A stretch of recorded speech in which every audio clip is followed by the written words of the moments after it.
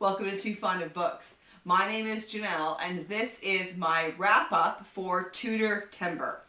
Tudortember is a month-long event hosted by Lil from Lil's Vintage World and Julie from, she's just recently changed her channel name and I can't remember what it is, so I'm going to put it on the screen. She used to be the Hungry Bookworm, but she just changed her channel name. I'll have it up here. And they read and discuss all things Tudor related. And so, of course, I joined in because I love the Tudor time period. And so I chose a book from my own shelves that I wanted to get to.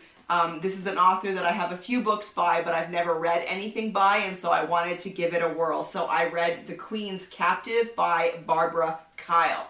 This is a book set in 1554. Mary is the Queen of England, Elizabeth is the princess, and she has a complicated relationship with her sister. Her sister has put her in the Tower and is threatening to kill her for rebellion and, you know, trying to take the throne. The main character of this story, however, is Honor Thornley. And now Honor is, and Honor and her husband Richard are people who want Mary off the throne. They're Protestant, they're not Catholic, and they do want Elizabeth on the throne because she would be a Protestant monarch. And Honor, with the help of Cecil Burley, she's able to get close to the Princess Elizabeth and kind of to protect her and advise her. And so that's kind of like the main plot of this book. It was quite long, but ultimately I really enjoyed it. Now, one interesting thing is that it is classified as a historical romance. And so that had me worried because I don't really tend to read a lot of romances. I don't like books if they're too romance heavy, but ultimately, I think it's been miscategorized. I would just call it historical fiction. There was a bit of romance in here, but ultimately, I don't think I would call this a romance. I thought it was well written. It had a compelling story. However, I didn't really like how the author portrayed Elizabeth. And I also wasn't really a fan of how the author implied that it was Honor's advice and teaching that made Elizabeth who she is. Yeah, I wasn't a big fan of that. There's also a bit in here that I didn't like at all. And it could be spoilery, so I'm going to put spoiler on the screen here. If this is a book that you're going to read, fast forward until you don't see spoiler anymore. Honor's stepson, Adam, has met the princess through her and has fallen in love with her. He just totally loves the Princess Elizabeth. Totally fine. But then she falls in love with him, and at one point they're traveling alone together, and he realizes that he makes a decision after realizing the trust that she puts in him, that his mission is to protect her and not take advantage of her. And then 10 pages later, he takes advantage of her. Now, it's not rape or anything because she's fully on board with it. But that's what I didn't like, that, yeah. I didn't like that at all.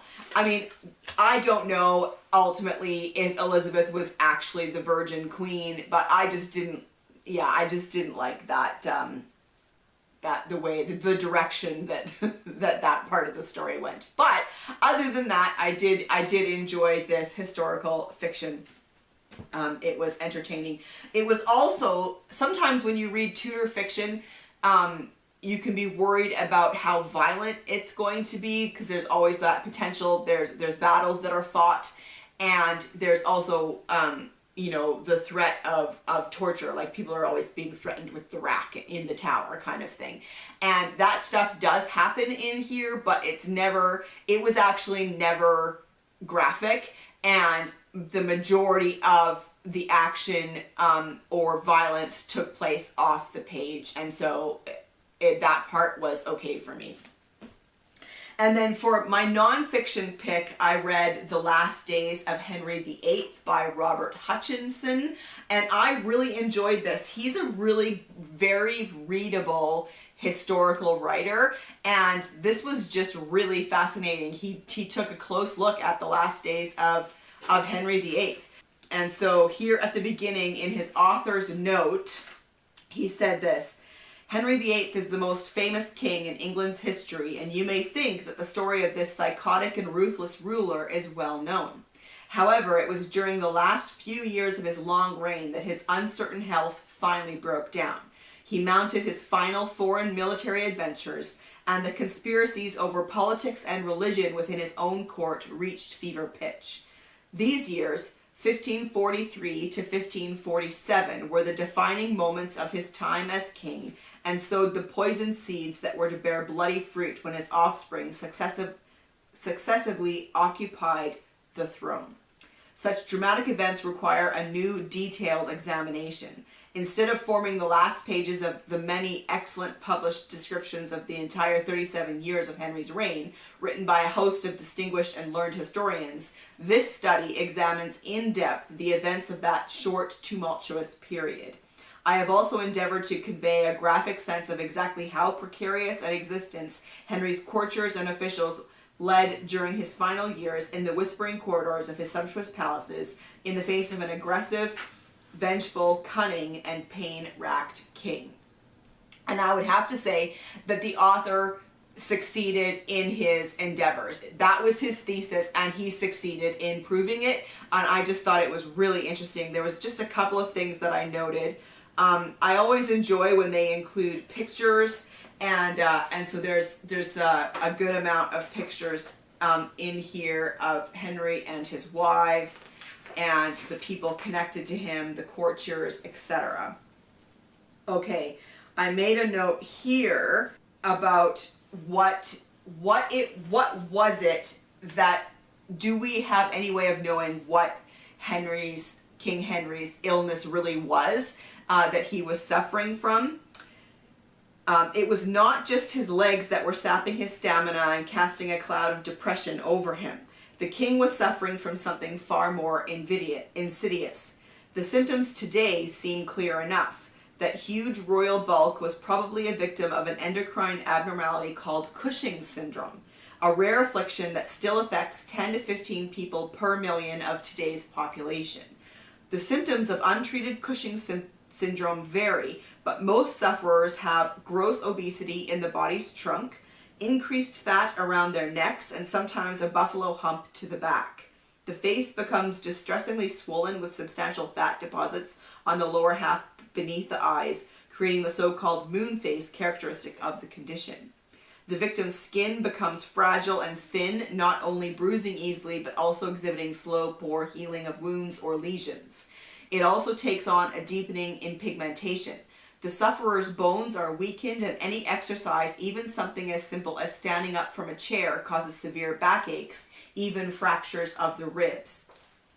The muscles around the hips become wasted.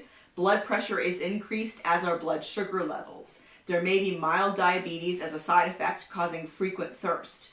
Irritability, depression, anxiety, insomnia, and sudden mood swings become commonplace in around 20% of cases.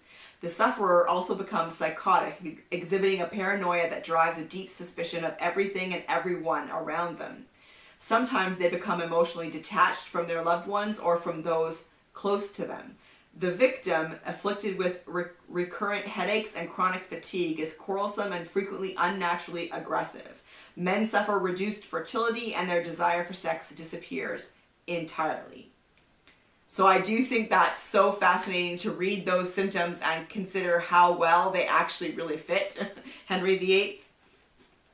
Then there's one final thing regarding his funeral. So he has died.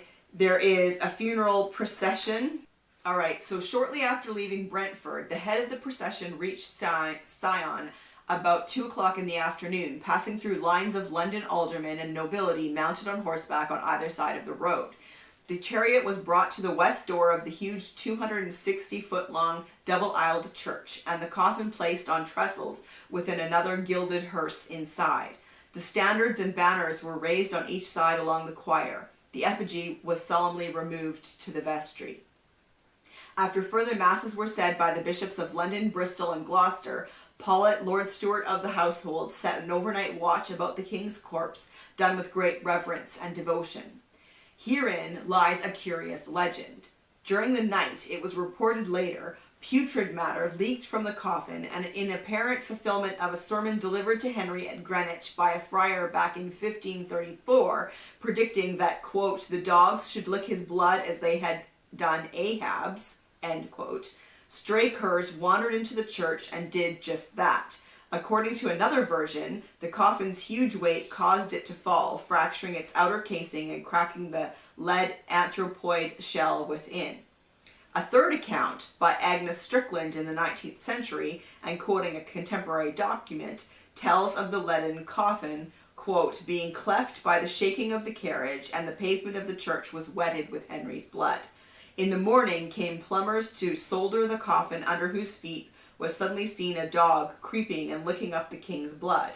If you ask me how I know this, I answer William Greville, who could scarcely drive away the dog, told me, and so did the plumber also. It is possible that a soldered joint may have sprung open. Certainly the king's body would have been in an advanced state of putrefaction by that time, more than 2 weeks after his death.